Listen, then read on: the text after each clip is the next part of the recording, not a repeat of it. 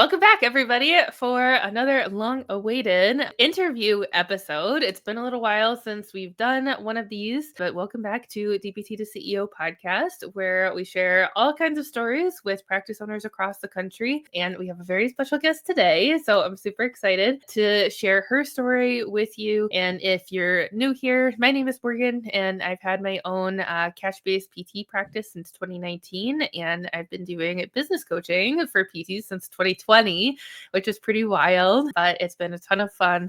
So if you are a practice owner or future practice owner and you are looking for help in the journey to get going, definitely check out the links down below in the description for more information on our program called DPT to CEO. So without further ado, welcome Marcela to the podcast. Hi, everyone. Yeah, I'm Dr. Marcela, and I am a physical therapist, obviously. And I was working mostly in pediatrics, and then I switched when I decided to open my own business to do women's health and really focus in on the journey that women have from preconception all the way to postpartum, and then also being able to still take care of babies and do pelvic floor for kids and for women and adults as well. But yeah, I've been practicing for 10 years, and I really, after a certain point, I was like, I need to make a switch from working for other people and working for myself and being able to see my family coast to coast and not have to worry about taking vacation time or scheduling time off and figuring out what that looks like. So I really, earlier this year, I was like, all right, it's time to dive deep into how to do this thing. And I definitely knew I needed guidance and support, which is then where I found Morgan. So Yay! And it's been happily ever after ever since. yes. Thank you so much for sharing, a little bit more about you, Marcela. And I know it's been quite the journey. So I guess maybe if you can take us back to when you were first getting started in your practice and you finally made the decision to do so. Tell us more about what that process was like and, what made you finally take the leap. Yeah, so when I decided to take the leap, I was working for a home health agency in Texas, and there was just some rules and regulations that I was learning from when you after being there for a year where you didn't get a full raise. And so I was like, well, that doesn't really make sense, especially if I've been practicing for almost 10 years. And then realizing that there was so much more out there for me, and realizing my sister lives in the West Coast, my brother lives on the East Coast, my parents' son snowbird down to Phoenix, Arizona. So I just have family everywhere. So, and family is so important to me, and being able to spend time with them. So I was like, I need time. I need to be able to build my schedule to have time.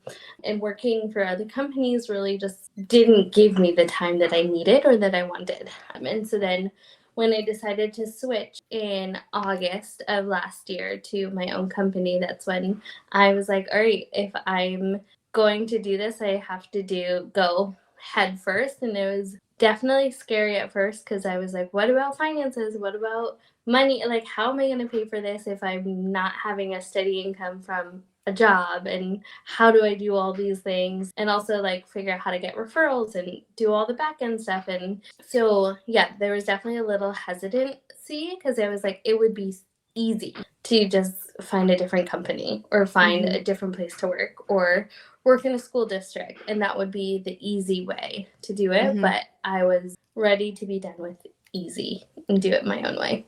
Yeah. Oh my gosh. I feel like that's such a good place to start to share our wisdom. And for everybody who's listening, we decided to call this episode Top 10 Tips with Marcela. But wow, I feel like the evolution of that, of going from, the same old thing, day in and day out. And like you said, it's easy. And I hope that no staff clinicians, take offense to this as we're saying it, but, remaining a staff clinician and just kind of doing the thing that we were trained to do, leave school and go out into the field and just do the regular thing. it is kind of like the easy way to keep things. And, there's nothing wrong with it. Everybody has different priorities and different ways that they want to live their life. But like making the decision for yourself that like the easy way just wasn't really like serving you anymore. Like, wow, Mm-hmm. that's pretty powerful. Yeah, it was definitely, and I think the big thing that I learned, especially in that early stage, was like my family was very traditional, and like growing up in New England, like a very traditional background. You go to school, you get a job, you stay in that job for years. And so that was like the model that they like had hoped for us. And so growing up in that, and then I was like, this isn't it. There's got to be something more. And so I think that was a big push, but it was also a hard one. Like I still have ongoing conversations with my mom of like, yeah, this is the path that I'm choosing, and like it's scary and it's different, but it's a great thing, and it's going to be a great thing for the future as well, versus just being like, okay, yeah, I guess I'll stay. Like it is what it is. And so yeah, I feel like I still have those conversations with my mom like almost every day of like, that this is hard, like that this isn't like, and I'm like, yeah, it is hard, but it's also so rewarding. Yeah, and it sounds like, having those conversations, I'm sure that's probably never super easy. I guess like what advice do you have for somebody who's listening who maybe like they're wanting to get started for themselves, but they know that like their loved ones or people who are close to them might not be like 100% supportive or understanding? Yeah, I think the biggest thing is, I mean, it's really hard, especially when you're right out of school and like you're like, oh, now I have to be an adult. What is an adult? And like Yeah. have this like image of like what an adult looks like. And even though I'm 33 now, I'm like, what is an adult? Like, am I an adult? Like, I guess I am. So I think the big part of it too is like when you're getting ready to take that step into ownership, it's like, hey, this is like I'm owning my own, being able to like own your own life and be like, and I think the big thing that I always tell my mom too, I'm like, you helped raise me to be a certain type of person. So I need you now to trust me in the decisions that I'm making.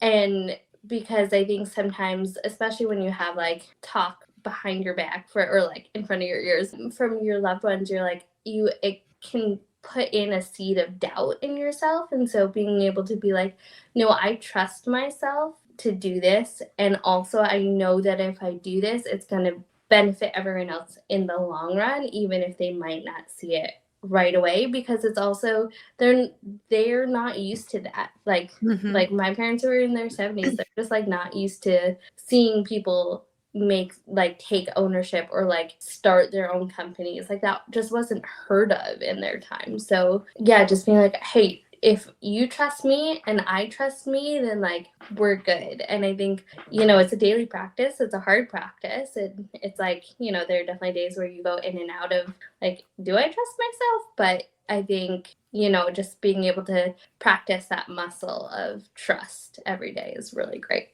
Yeah, I think that's like a really great thing to bring up. And I think like through the exercise of like building your business, it teaches you to trust yourself in a way that like nothing else really does. Yeah. I mean, everyone always says it, and I didn't really understand it until I did it myself, but you're owning your own business and growing your own business and even sustaining your own business is such a personal growth. It's like a personal development ride, and you're going to go through the ups and the downs for sure, but it is a very fast track way to be like, all right, I am going to grow because I have to. Yeah. And I mean like what better way to spend your life? Yeah. Than like growing like every day and like learning all these things about yourself, learning how to like have productive relationships with people who are important to you, and talk about hard things and real things that come up. Ugh, It's so cool. I mean, like, obviously, like, I'm such a fan of, of like doing business stuff, you know, but every day I think like I'm also really grateful for the opportunities that it's afforded me in just different aspects of our life. Mhm. So I love that. So thank you for sharing that, because I know that there are like other people out there and they're, you know, worried about what their spouse might say, what their parents might say, what their kids might say, Mhm. you know, is what they're doing. It's just important to ask yourself to trust yourself and ask the people around you to trust you too. Mhm. Yeah, definitely. Yeah. And I've got a list here of some other important topics from Marcela. TM, trademark that. But I know we had a few things that we wanted to talk about. The first one being, you know, not being afraid of change and switching jobs and trajectories until you find what is best for you in your lifestyle. So like going against the norm. And I think that pairs well with kind of what we were just talking about as well. So can you speak a little bit more to that? Yeah, I have had a journey of a career, and Tell it us the is lore, Marcella. oh my god, it has been, I mean, I had a job that I thought was, and it definitely was my dream job at the time in Boston, and I was loving Boston, and it was great. And I was working in a setting where I had so many great mentors, and I was working in a setting that I loved with kids, and it was inpatient, outpatient school, so I got so much knowledge from that spot. But then it was time to leave, and I was like, I wasn't happy in Boston, and I couldn't stay in Boston just for the job. I needed to do something more for myself. And I think it was kind of like, I feel like at that point where I realized like my job is very important and being a PT is very important, but figuring out how to work my job into my life versus my life into my job, I think like my wheels started turning at that point when I was like 2.5 years out.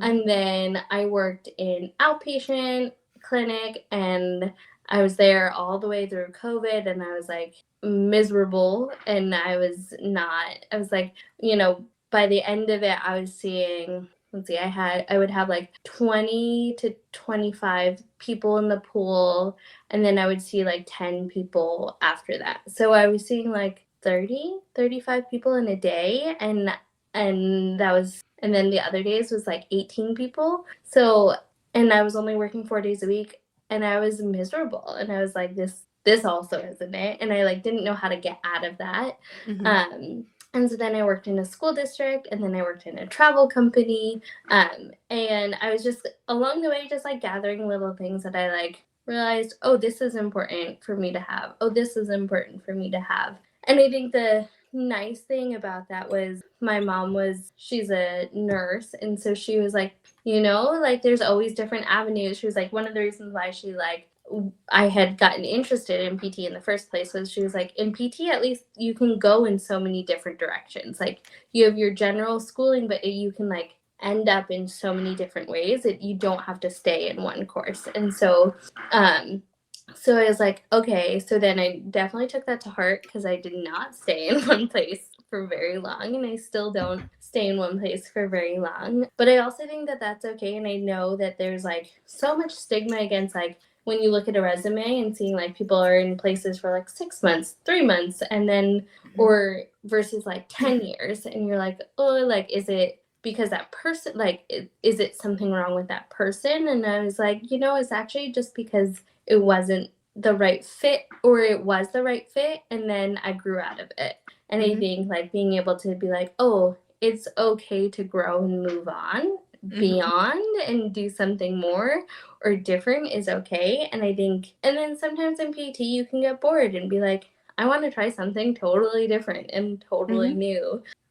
Especially whenever I have clinical students, I'm like, it's okay to change. Like you don't have to be an ortho PT for 30 years. Like if all of a sudden you're like, I kind of want to try working with kids. Great, do it. Like challenge yourself. Like I'm all about the challenge. But then I think being able to have your own business has been able to have that challenge, and also like provide that difference in schedule and freedom, that of time freedom, of being able to travel and be there for family in times of need. So I think that's like been a huge, so there's reasons why behind going into my ownership. But I think that's kind of what I was seeking throughout all my journeys of different places that I've been, is like, what can I do where I can still work and do what I love, but also be there for my family when they're scattered across the country. Yeah. Yeah. So it sounds like, like you spent a long time really getting to know yourself and understanding like what your priorities are as a person and where your values are, and kind of overcoming this thing that I think is like instilled in us, that like work is like the ultimate priority. Like it's not. Like it just No. really isn't, like you're a priority, your family's a priority, like living your life is a priority. Mm-hmm. And like, yeah, like work is important, of course, but it can't be like the thing that we, like you said, try to work everything else around, because like Mm-hmm. it's in the end, like it's just a job, Yeah.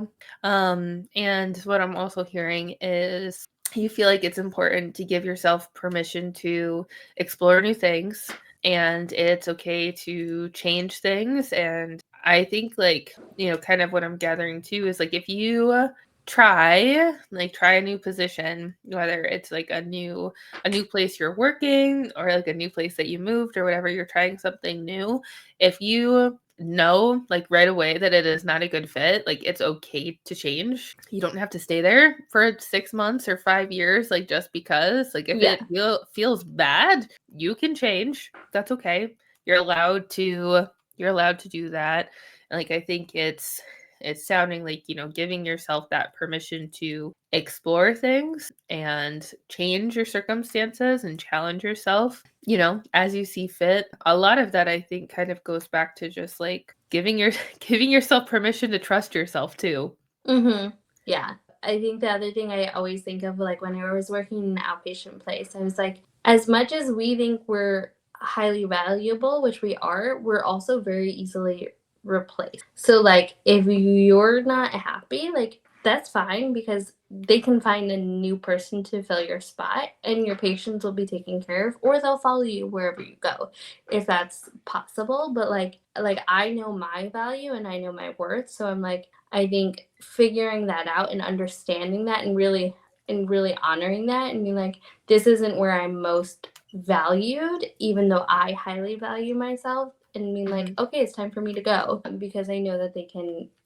I mean, there's so many PTs now out in the world that like they can find a new person and the company will be okay. And that's fine. And which is great transition, especially I think as I get older and like and now have my own business. I'm like, oh, I know my value and I know my worth, so I can like, this is what I can speak to and people will follow me for it, or like those are like how I'll get my clients, because I know my value and it's not based on what a company's value is putting on me. Yeah. I think that's awesome. Like you being able to like define yourself, define your own value, and like lean into that instead of looking for external validation from the company that you're working with. Because like you said, even though like I'm sure like if somebody who's out there who's a staff clinician, even though I'm sure you adore your coworkers, and they like you, I'm sure you have a great relationship with your supervisor as well. The company at large, like you said, they can replace you, and sometimes I think like we feel bad leaving, Right. like we're going to be putting the company out by leaving, but they would replace you in a second, Yeah. like if they really wanted to. And yeah, like it'll be more paperwork and they'll have to find another clinician, whatever, but you don't owe the company anything, besides professionalism, I Right. suppose.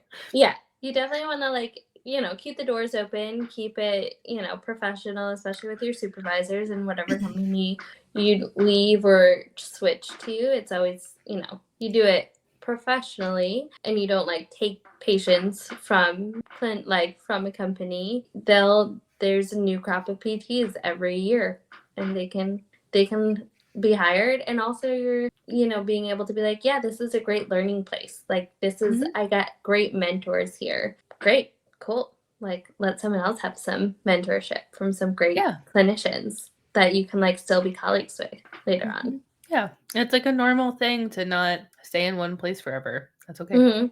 Yeah. I hope everybody's taking notes. on these top tips. And then let's see. I mean, I feel like, well, maybe we'll circle back to this one, but our second point that we were going to talk about is about like building a community and surrounding yourself with other entrepreneurs. So now that we're, transitioning into working for ourselves, how can you create support systems? Because I know like one thing a lot of clinicians worry about, is working with patients on their own, and they don't have like the other staff members there to help them work through patient cases, or if you're a solopreneur, sometimes worrying about just like working on your own and being lonely. So tell us more about that on your like philosophy of building that support system. Yeah, I think one thing I definitely learned from a previous clinic that I was in was when I was the only PT versus in a pediatric clinic, and there were other OTs and other speech pathologists, but there was never ever any other PT, pediatric PT there. So I kind of had to blend. I had to ask questions. I had to ask OTs. I had to ask speech, and I really learned how to, use them as tools. That was a huge thing that I realized. And then when I transitioned to doing home health, I was like, oh, I am like solo. I am flying by myself. I'm scheduling by myself. Like I am not like there's no one beside. Like I can't be like, oh, I'll like see you in the clinic. Like no, it's me and that's it. And so I think really taking the time, especially during home health, to like know who was on the team and set up check-ins was really helpful. And now that I'm a solopreneur, I have been doing so like I feel like since starting my own business, I think at first I was like, oh, I gotta get referrals, and then I was like, wait, I need a referral network, number one. But number two, I was like, I need other people in other businesses or either who are also PTs in the same realm that I can talk to about like business things or life things and how it relates to business, or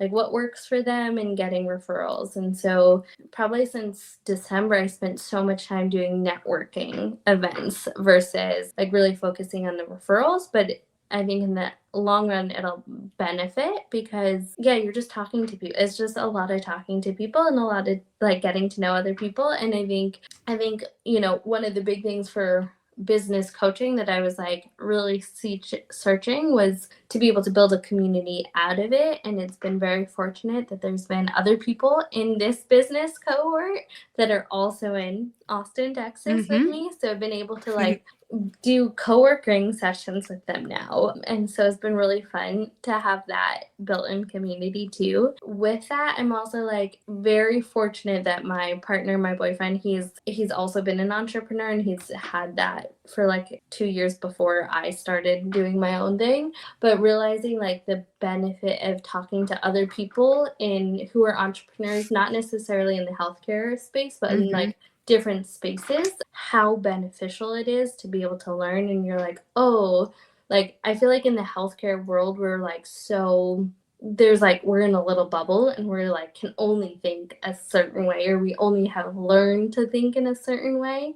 And so then when you get to meet other people who are entrepreneurs in other realms of the world, you're like, oh, there's like way more to learn about and think about. And I think having those people who are like willing to do the growth with you and willing to support you on your journey because they know what it takes to start your own business is really helpful, because not everyone who's a staff clinician understands what it's like to be a business owner. And so I think being able to talk to other people who are kind of going through the same thing or have been through the same thing, where you can bounce ideas off of, is super, super helpful. And I think I also, throughout college too, I also love to not necessarily have just PT friends. I had friends who were nurses. I had friends who were not anything to do with college at all, like who I worked with in a restaurant. And so just being able to have different groups of people to kind of bounce ideas off of, or just talk about different things in different ways, is always been a priority for me. And I think now that I'm doing my own stuff, I'm like, oh yeah, I really love talking to other people and, just challenging my brain to think in different ways. Yeah, yeah, I think that makes like a ton of sense. Like it can be scary for a lot of reasons, to go into business for yourself, but like if you're worried about like going out on your own clinically, there's going to be plenty of clinicians around you who are willing to Mm-hmm. talk through cases with you, and go over that stuff.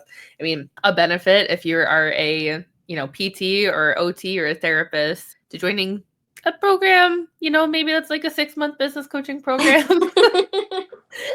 And maybe called DPT the CEO, like a coaching program that helps people just like you is that like, we're totally happy to talk through clinical cases with Mm-hmm. you. And, it helps to speak like a lot of the same language when it comes to like the types of clients that we're looking for, but even if it's not in a business coaching program, making connections with other clinicians in the area, whether they work for themselves or not, is great. And I love what you said about like making connections with other business owners who are outside of healthcare. Like the perspective shift is so helpful. And that's what I love about reading like business books that are not directly related to healthcare either, is I feel like it's a lot of the same foundational information, right, with growing a business, but just look at through like a totally different lens. And if you feel like you're hitting a wall with something, like something's just not working, Mm-hmm. getting the perspective of somebody who's like outside of your Yeah. industry, but still kind of like the same problems that might be being faced, it's Mm-hmm. so helpful. And something like I want to point out too, like, you said when you were first getting started, you were just like, I need all the referrals like for patients. And it's a pretty common thing that I hear, is just, Yeah. I just need referrals and then everything will be amazing. And if I could wave a magic wand and do that, then, like everybody would come flocking to this Right. program. I think like, again, if you give yourself permission at the beginning to take the approach of building relationships and establishing like good connections with other clinicians in the area and other small business owners in the area, where like your intention is to just build a relationship and honestly like make friends Mm-hmm. with other people, the referrals will come from that. The same way that you would nurture like any other relationship that you have in your life that's important to you. And I think like when you go about it in a way where you want to show up to support them just as equally, I suppose, as like you're Mm-hmm. hoping that they send you referrals, Yeah. that also goes a lot further than just like trying to make a connection with a physician in the area and being like, hi, I'm a PT, please send me patients. But like, Right. you don't care about the physician's practice. Like, that's Yeah. not going to be helpful. Do you have any thoughts on that? The crazy thing that I think I also did was, start a business in a very new place for myself. Ooh, tell us about that, Yeah. Marcela, because you're not the only one. So I moved here a year and a half ago, and then I worked for a year, and then I was like, nope, it's time to do my own thing. So Yeah. then, but I still, I was like, I know 10 people in this area. I Yeah. was like, I don't know anyone, and I like the first year I didn't really have to like get to know crazy amount of people. So then when I started, I was like, oh wait, I like need to build a community first and then I can get referrals. And I was like, oh, that's way harder than just like being like, oh, let me talk to doctors and they'll send me referrals, because it doesn't work like that. So I think, I had this like big epiphany, I feel like in January. I was like, oh man, that was really hard. That was like really crazy of me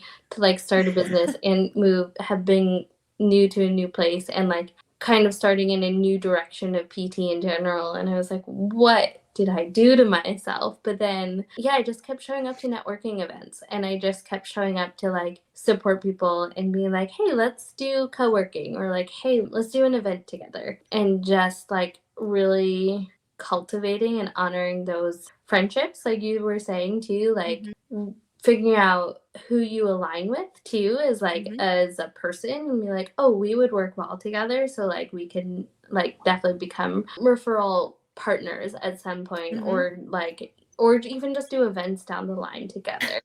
But I think that was a huge thing that I realized too, is like, oh, if I figure out how to build my community first, then the rest will come. Yeah, so I was like, okay, let me just show up and just be who I am in person, and then see how it goes from there. And it's been really sweet because I feel like I've slowly been able to create a little community of people here in Texas to be able to work together and just like hold each other accountable for business stuff. But yeah, it was a lot of a realization like, oh, build community, because then again it builds back to that trust, because if they trust you as a human, then they'll send referrals and be like, oh, my friend needs someone, and you'll get referrals that way too. And it's not even like, oh, my patient needs you, like maybe their friends need you. So it's like, okay, let's focus on the people first. And I think it also that's like who we are as PTs in general. Like we usually went into the career for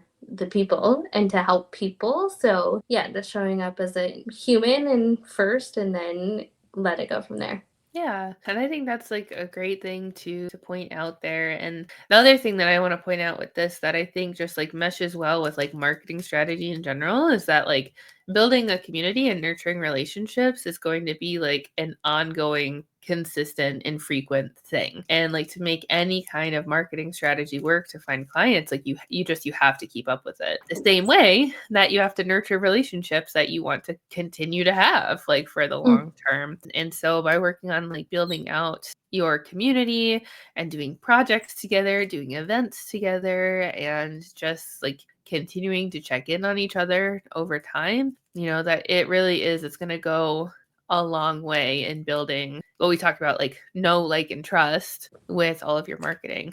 And like, who doesn't like making a bunch of new friends? Right. Even if you have a limited social battery, like some of us, it's still fun when you have the battery, and then you can just recharge and go back out again. Yes.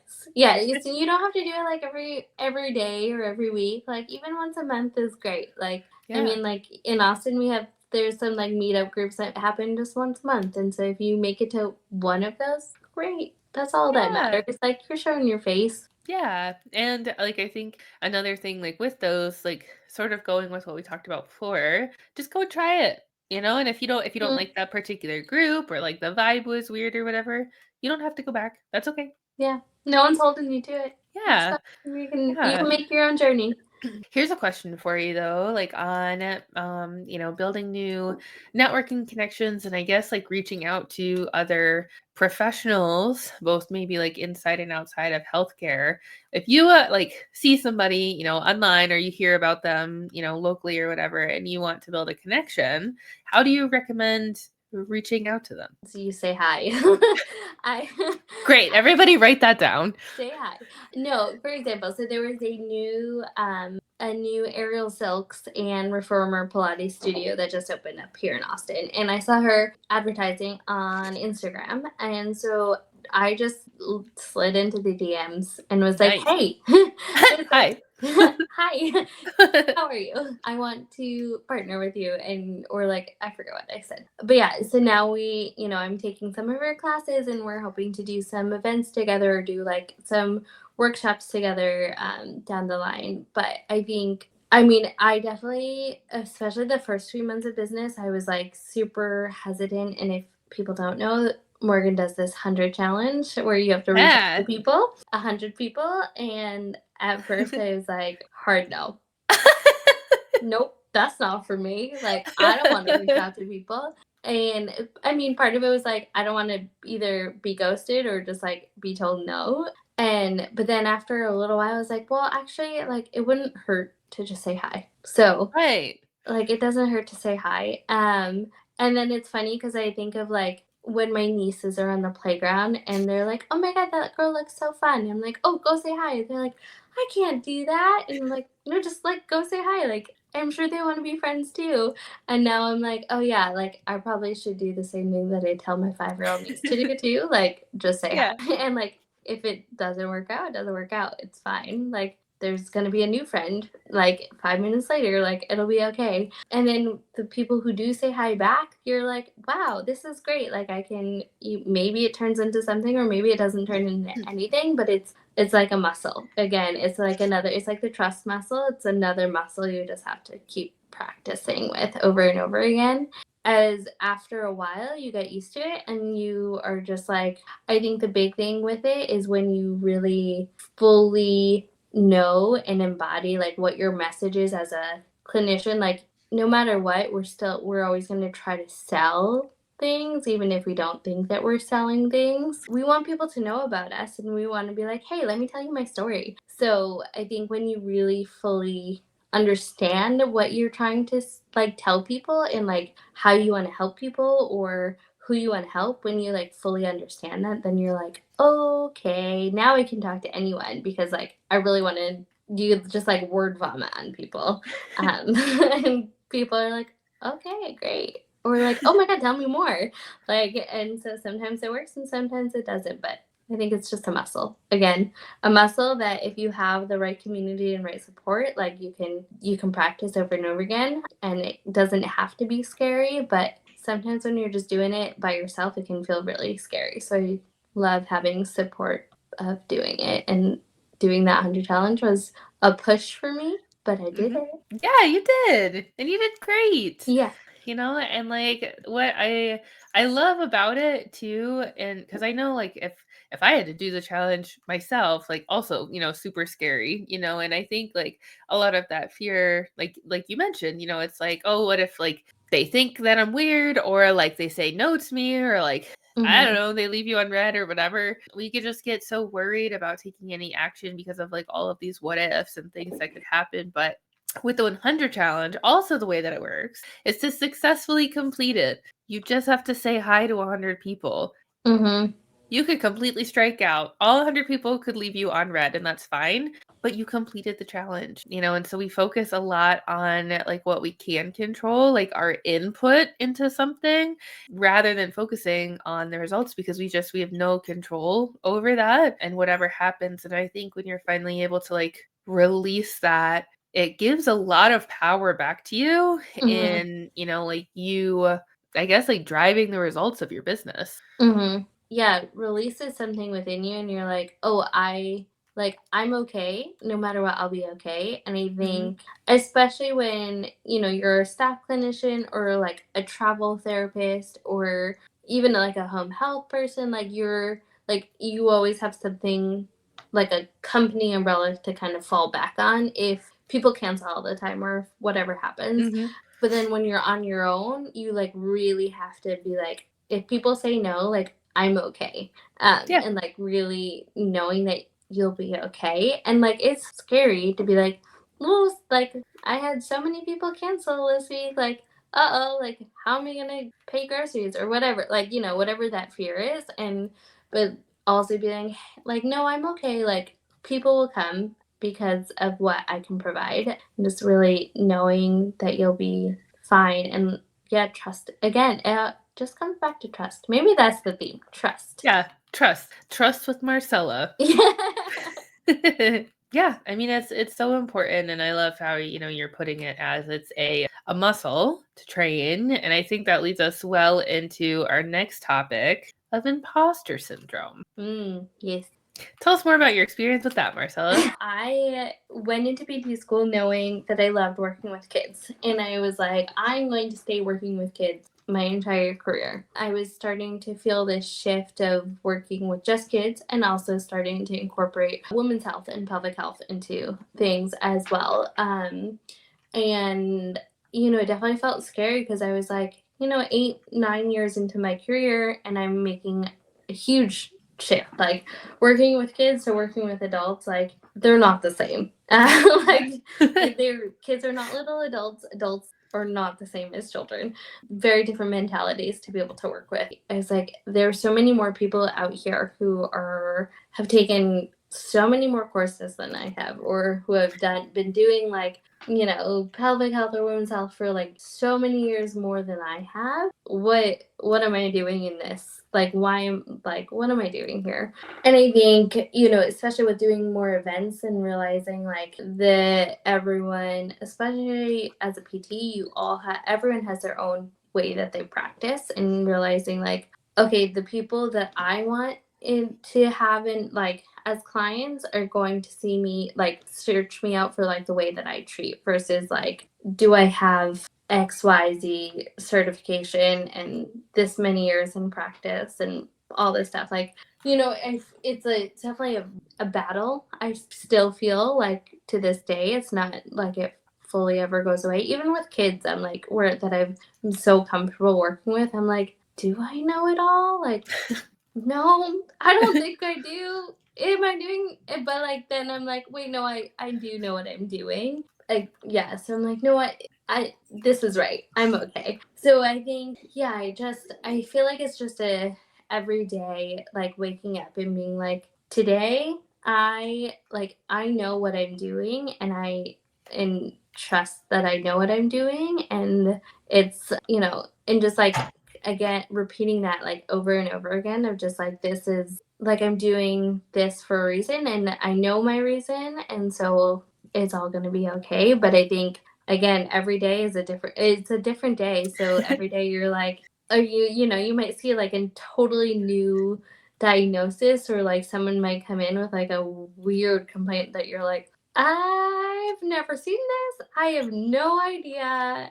I know nothing. And you like can like go down real quick, but then you're like, wait, no, I'm going to do whatever I can to treat the person in front of me. And like, whatever their symptoms are, we're going to talk about their symptoms. And I think that's a big thing I learned with kids, is especially for, when you work in an insurance-based place, it's very diagnosis specific. And then when I was working with kids, I could never see a diagnosis and then treat that diagnosis, because like a kid with cerebral palsy can like be up and walking and look like nothing has happened, or be in a wheelchair. So it's like, you never really know. So it's like, treat whoever is in front of you and whatever they're complaining of, or like how to get better. And so then I realized, same with adults and same with like women's health. I'm like, I'm going to treat what's in front of me, and, figure out how, especially like pain wise and chronic pain wise, a lot of it, it's like, let's down regulate your nervous system.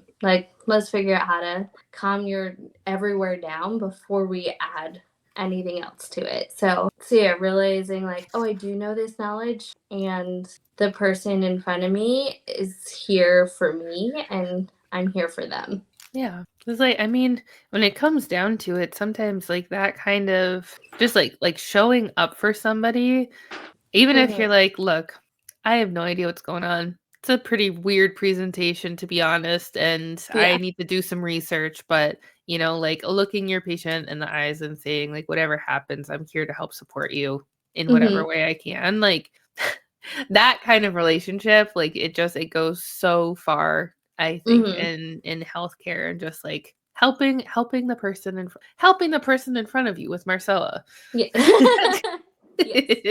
That can be your podcast. Yeah, perfect.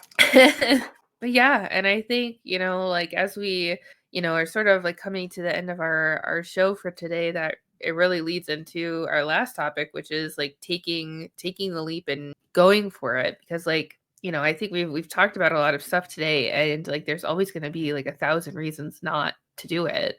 And I think like you just have to ask yourself, like, if you are okay with continuing to like let things be easy and keep making up 1,001 excuses, or like if it's time to turn a new chapter in your life and evolve as a person. Yeah, take the leap. I mean, everything is so uncertain, and I feel like even just like personally life things this week, I'm like, yeah, things are uncertain. You never know. And the big thing that I told my mom this week, I was like, I am working in this way and scheduling my life and working on my own business in this way to be able to have the flexibility to be wherever I need to be. And even if that's like not necessarily like flying across country for someone, but if it's like down, 2 blocks down.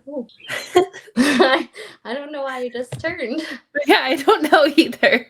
If you're listening on the podcast, Marcela just went sideways on the video, but I guess that's okay. I don't know what just happened, and I can't fix it. But I'm sideways. Again, you never know what life is gonna throw at you. Sometimes your life is gonna turn sideways, and you just have to roll with it. Oh my gosh, that's hilarious. Yeah, I was like, this is why I've decided to jump and take the leap into owning my own business, is because I need, life is uncertain and times are uncertain. So why not? Like, why not just do it? And worst case scenario, things don't work the way that you want to do, you can get a staff job again. That's what I always am like. You can go back to whatever it is that you want to, that was the easier position for you, or that felt more comfortable, because Mm-hmm. it's going to be there and that's okay. And like, it's not necessarily like a failure that you didn't succeed in owning your own business, because it's hard, but you tried and it wasn't for you. And maybe it just wasn't for you. And you're like, I'd rather be a staff person. Great. Do Yeah. that. Like, perfect. No problem. Like, I think Yeah. it's great. But I'm all for taking the leap and being able to take ownership of your life and living the life that you want to and imagine it to be able to, I mean, for me, it's to be able to be there for my family in whatever capacity that means. Yeah. And I think that's just like such a wonderful thing to, be able to have that autonomy and make that choice for yourself about like what's going to be most important in your life. But if you don't mind reminding us, tell us again, like your name, your practice, who you work with, how you help people, and where our listeners can find you. Perfect. So I am Dr. Marcela Donat. I am the owner of Empowered Movement Therapy, which is currently based in Austin, Texas, but I also do virtual pelvic health wellness coaching, and I am doing in-person and mobile as well. And I have a website, www.empoweredmovementtherapy.org. And I'll work with so many people, but really what I love is I love to work with active women who are ready to kind of feel better and more confident in their bodies and feel empowered in knowing what is happening within their body, and to be able to play with their kids or do their daily activities or run or lift or sit on a couch and be without pain. But whatever it is that, brings you joy and happiness and you want to get back to it, or you feel like you can't do it, that's what I'm here for. And if you have with disabilities who are working on their walking and standing, I love those kiddos as well. Awesome. Cool. Thank you so much for sharing. And thank you so much for being here today, Marcella. This was really helpful. Yeah, thanks for having me. It was so great. It was so great to chat and catch up.